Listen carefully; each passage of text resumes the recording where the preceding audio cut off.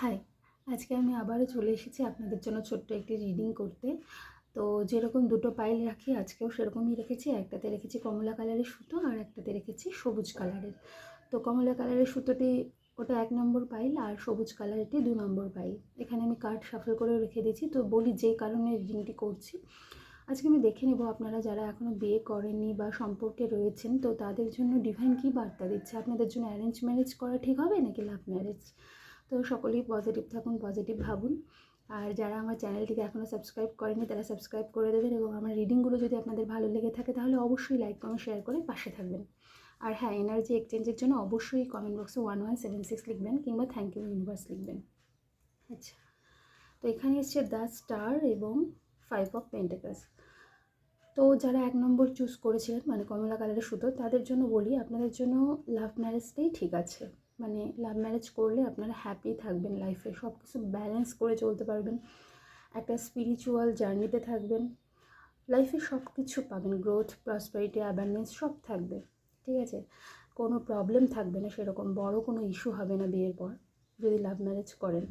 আর যদি arrange marriage করেন তাহলে সেটা খুবই খারাপ হবে আপনার জন্য, কারণ সেখানে আমি দেখতে পাচ্ছি সেপারেশনের একটা ভাইবস পাচ্ছি।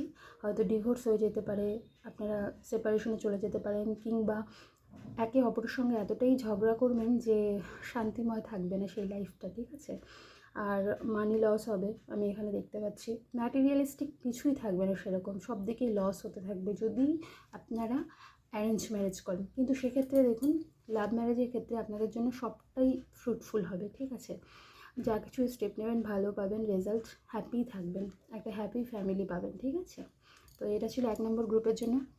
আশা করছি 1 নম্বর গ্রুপের এই রিডিংটা আপনাদের ভালো লাগলো।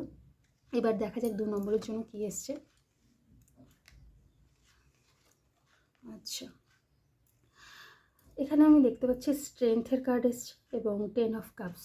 ঠিক আছে, তো 2 নম্বর গ্রুপের জন্য যদি বলি তাহলে আপনারা লাভ ম্যারেজ করতে পারেন, কিন্তু সেখানে একটা সমস্যা রয়েছে, কন্ডিশন থাকবে। ঠিক আছে, সেখানে কিন্তু মানে একেবারেই খুব খারাপ হবে সেটা বলছি না, কিন্তু আপনাদের ক্ষেত্রে না অ্যারেঞ্জ ম্যারেজ করলে সেটা বেশি ভালো হবে, বেশি হ্যাপি থাকবেন আপনারা, সব কিছু অ্যাচিভ করতে পারবেন। ঠিক আছে, কিন্তু লাভ ম্যারেজ করলে না আপনাদের ক্ষেত্রে কী হবে, এখানে আপনাদের নিজের কারেজটাকে সবসময় রাখতে হবে, একটা বেহায়াপনা দেখাতে হবে আপনার পার্টনারের মানে দিকে, আপনাকে বেহায়া হতে হবে, নির্লজ্জ হতে হবে, রিস্ক হয়ে যাবে আপনার এই সম্পর্কটা যদি লাভ ম্যারেজ করেন। একটা সময় গিয়ে রিস্কই মনে হয়ে যেতে পারে। ঠিক আছে, সব কিছুই থাকবে কিন্তু তারপরেও কোথাও যেন কিছু একটা মিসিং থাকবে। ঠিক আছে, পার্টনারের সঙ্গে অতটা বনিবনা হবে না, সবসময় আপনাকেই দিয়ে যেতে হবে। ঠিক আছে, মানে গিভ অ্যান্ড টেকের যে পলিসিটা হয় সেক্ষেত্রে আপনাকেই দিয়ে যেতে হবে, আমি যেটা দেখতে পাচ্ছি। রিস্ক হবে, অ্যাডভেঞ্চারাস হবে।